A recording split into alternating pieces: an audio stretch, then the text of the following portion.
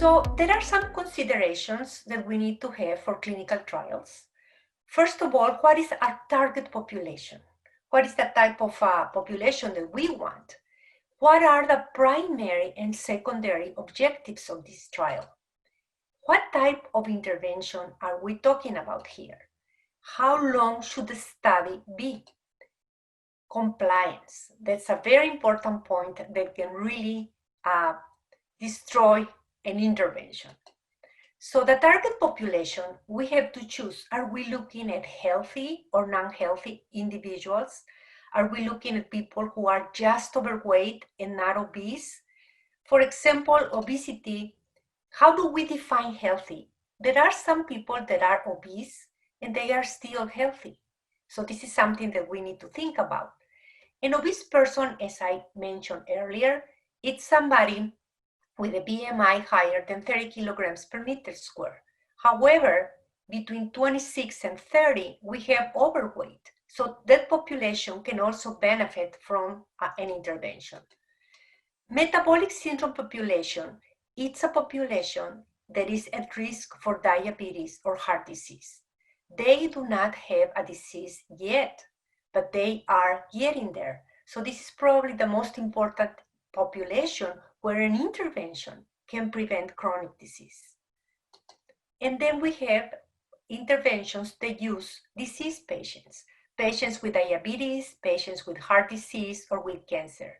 These interventions should always have a physician because this cannot be handled just by professors. Somebody has to be on top of things if the patients have a health problem.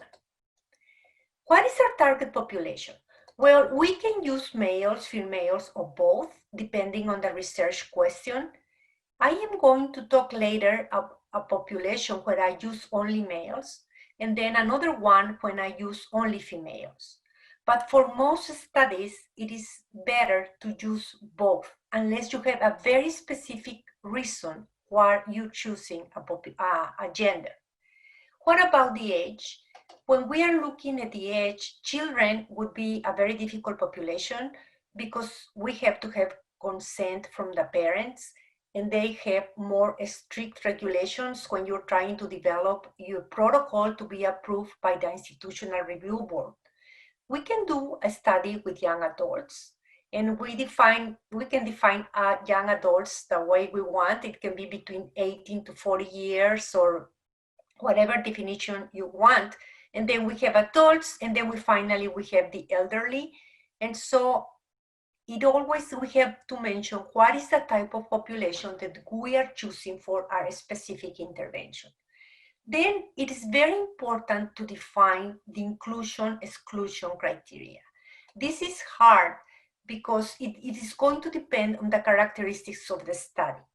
For example, if you are going to do a study where eggs are going to be part of the intervention, you cannot recruit somebody who is allergic to eggs. If you are going to do a study in which you want to recruit people that are not diabetic or have heart disease, so you cannot recruit people that already have diabetes. So it all depends on the characteristics of the study. One very common inclusion-exclusion criteria, it's women who are pregnant or who are lactating, because the hormones are going to completely introduce a lot of variables in the study. So what are the primary and secondary objectives? Because we are talking about weight loss, the most important objective, of course, could be to see, was there a change in the amount of weight in the people? Did they have a reduction in the body composition, like for example, in the amount of fat that is located in the visceral part of the body, or did they have a decrease in waist circumference? So normally, for weight loss interventions, that could be one of the primary outcomes. Other outcomes are dyslipidemias. If we are targeting, for example, a population that is hypercholesterolemic or have high triglycerides, we really would like to see that those things have improved after the intervention. Then we have insulin resistance. If normally people with metabolic syndrome, the population I was discussing before, they have insulin resistance. So it could be very important to make sure that this is reduced, the amount of insulin in the blood. And sometimes we are looking at specific inflammatory markers like TNF-alpha, IL-6, C-reactive protein. All those markers, we specifically want them to be reduced with the supplement or with the food or with a type of intervention that we are doing. So that could be our primary outcome. Also, we want to reduce oxidative markers, for example, oxidized LDL or other markers of oxidation. So how we calculate sample size for study? So it is very important to have the appropriate number of people in the study to do the intervention. So there is a statistical tool to find the appropriate size. So what you do, you go to your primary objective. My primary objective is a reduction in waist circumference. So you go to the literature and you look in the literature how many people were necessary in a particular study to show a reduction in waist circumference when you are comparing your control or your placebo to the intervention. Based on that, you calculate your sample size. So every study has a different sample size. Normally, we recruit more subjects than the ones that we need because we always lose subjects in the intervention due to many reasons, including compliance. What type of interventions we have? We have single or double blinded.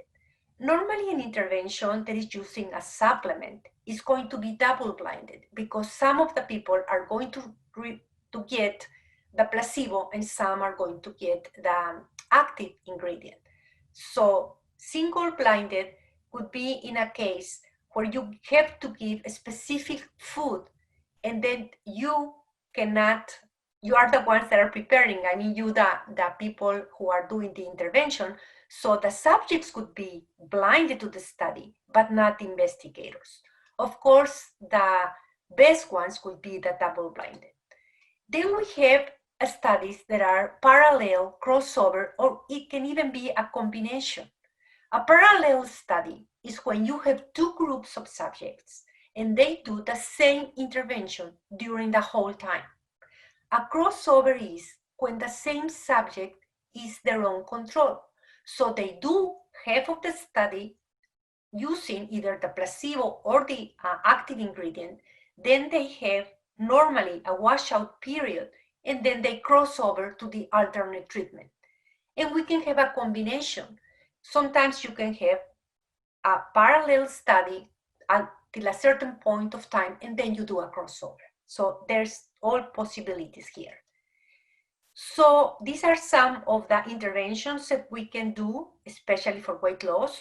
It can be diet, it can be a supplement, it can be physical activity, or it can be a combination of those. One of the studies that I will be talking later, it's a combination of these three things. When to use a parallel design? You have to use a parallel design to compare the efficacy of a drug or a supplement for an extended period of time. You cannot cross over because you really need to know what is the outcome after a long time, like 1 or 5 years. So those studies are always parallel. In my opinion, when you do a weight loss intervention, you cannot do a crossover. You really have to do a parallel design because people, when they lose weight, they change all their characteristics. They reduce their blood lipids, they reduce their glucose, they reduce oxidation and even inflammatory markers. So if you cross them over, the person that is crossing over is not the same person who started the study. So there's going to be a lot of noise in the data. So for weight loss intervention, the parallel design is the best. So one group is going to use the same supplement or the placebo during the whole time. How much is the duration of the clinical trials? We have two types. We have the long-term. The long-term, as you know, they probably require a lot of money because they are from 1 to several years, and they can be used to prove the efficacy of a supplement or a drug. The short-term studies, those are the ones that are more common for the weight loss interventions. I have seen studies between 10 to 24 weeks that happen, and they can be very successful. And then finally, we have compliance, which is a very important part of the whole clinical trials. There are different ways that you can measure compliance. For example, if you're doing a dietary intervention, you have to have dietary records to ensure that people are consuming what they were asked to consume, and also exercise records just to see if they are following the same exercise pattern. If exercise is not part of the intervention, people who are doing the intervention should not change their exercise pattern. If they exercise daily, they should continue. If they never exercise, they should not do it during the intervention. And then we have compliance forms. For example, a compliance form we provide to the subjects. Let's say that they are taking a supplement. So we give them a calendar and we ask, did you take your supplement today? And they are supposed to mark yes or no. And of course, subjects sometimes cannot be entirely truthful, but at least it's a way to remind them that they are being part of an intervention. And just checking the box saying, I took or I didn't take the supplement gives us an idea of how the subject is doing. Another way is to follow up by phone or email. So sometimes we get people to call them and did you take your supplement this week? Or even email. Email seems to be a less invasive way and a more efficient way.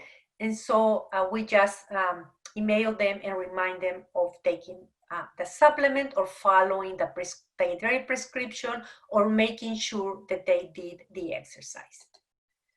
So there are several factors that might interfere with compliance, and I am going to talk a little bit about them later. One of them is feelings of hunger. If you are doing a weight loss intervention and you're feeling hungry all the time, it is very possible that people will stop the intervention and will start not doing the correct things that they were asked to do. And so this is very important to have a support group when they are doing this. And then one thing that also happens, the weight loss, even if people are doing everything they are supposed to do, sometimes doesn't happen overnight as we would like. And they have to wait between 2 to 3 weeks before seeing some improvement or some weight loss. So sometimes people become unmotivated if they don't see rapid results. And sometimes people are going through personal issues that are interfering with the study. And when this happens, it is very possible that they will drop out of the study.